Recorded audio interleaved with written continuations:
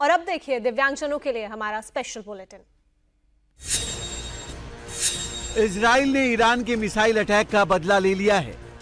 26 अक्टूबर की सुबह इजराइल के 100 फाइटर जेट्स ने ईरान के 20 सैन्य ठिकानों पर भीषण हमला किया। इस हमले में ईरान के air defence system, missile factory, drone अड्डे और सैन्य अड्डों को टारगेट किया गया। ईरान ने हमले की पुष्टि की और कहा कि हवाई हमलों में 2 सैनिकों की मौत हुई है।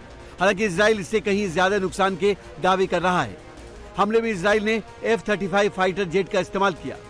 हमले के बाद इजराइल, ईरान और इराक ने अपने एयर स्पेस बंद कर दिए हैं। वहीं एयर स्ट्राइक के बाद अमेरिका ने इजराइल का समर्थन किया है और कहा है कि ये ईरान के हमले का जवाब है, जबकि सऊदी अरब ने ईरान पर हमले की निंदा की है।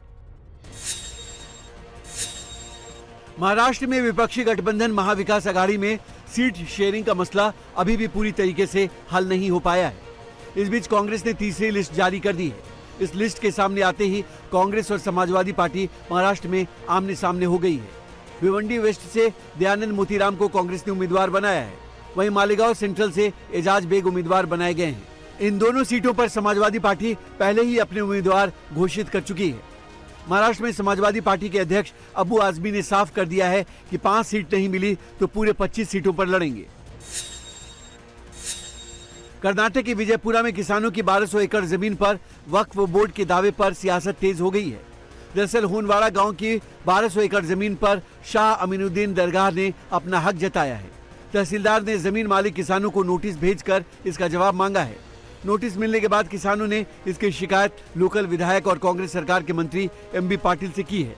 किसानों ने आरोप लगाया कि संबंधित अधिकारी इस क्षेत्र को शाह अमीनुद्दीन दरगाह से जुड़ी मुस्लिमों की मजहबी संस्था के रूप में नामित करने का प्रयास कर रहे हैं। वहीं किसानों की जमीन पर वक्फ के दावे के बाद बीजेपी और कांग्रेस आमने सामने आ गई है। बीजेपी का आरोप है कि कांग्रेस को सिर्फ किसानों की नहीं, सिर्फ अपने वोट बैंक की चिंता है। संसदीय सलाहकार समितियों का शनिवार को पुनर्गठन किया गया है। इसकी किसी भी समिति में लोकसभा में विपक्ष के नेता राहुल गांधी का नाम नहीं है। पहले राहुल गांधी विदेश मामलों की सलाहकार समिति के सदस्य थे। वहीं अब नई समितियों में शरद पवार को गृह विभाग, सुप्रिया सुले को रक्षा विभाग, पी चिदम्बरम को वित्त विभाग, प्रफुल्ल पटेल को नागरिक उड्डयन मंत्रालय के मामले की समिति में शामिल किया गया है। इस बार अयोध्या में दीपोत्सव 2024 और खास होगा। श्री राम जन्मभूमि मंदिर बनने के बाद अयोध्या में ये पहली दिवाली है, इसलिए दीपोत्सव का नया कीर्तिमान बनेगा। अयोध्या के 55 घाट 28 लाख दियों से जगमग होंगे। 1100 लोग सामूहिक आरती करेंगे। ड्रोन शो होगा, आतिशबाजी होगी, साथ ही बड़ी संख्या में स्वयंसेवक तैनात किए जाएंगे। 30,000 वॉलंटियर्स की सक्रिय भागीदारी होगी। अयोध्या में दीपोत्सव को भव्य और आकर्षक बनाने के लिए तैयारियों को अंतिम रूप दिया जा रहा है। आज और कल दिए बिछाने का काम किया जाएगा। इसके साथ ही कल से सांस्कृतिक कार्यक्रम भी शुरू हो जाएंगे।